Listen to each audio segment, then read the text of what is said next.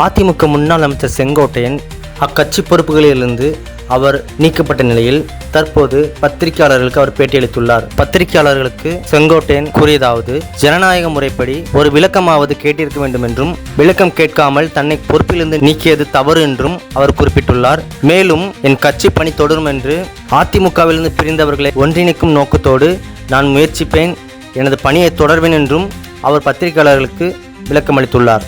அனைத்து இந்திய அண்ணா திராவிட முன்னேற்றக் கழகம் மாபெரும் வெற்றியை அடைய வேண்டும் என்ற நோக்கத்தோடு தொண்டருடைய உணர்வுகள், மக்களுடைய எதிர்பார்ப்பை பிரதிபலிக்கின்ற வகையில்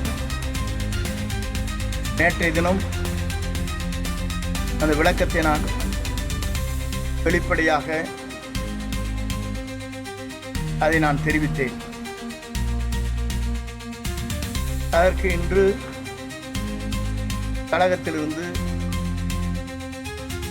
கட்சியுடைய பொறுப்புகளை தெரிவிக்கப்பட்டிருக்கிறார். பொதுவாக ஜனநாயகம் என்பது ஒரு கட்சியில் ஒரு விளக்கம் கேட்டிருக்க வேண்டும்.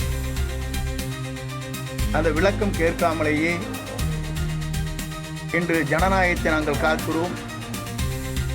சுயமரியாதையோடு யார் வேண்டுமானாலும் எந்த கருத்துக்களை சொல்வதற்கு எங்கள் இயக்கத்திலே தடையில்லை என்று பல மேடையிலே பேசியிருக்கிறார்கள்.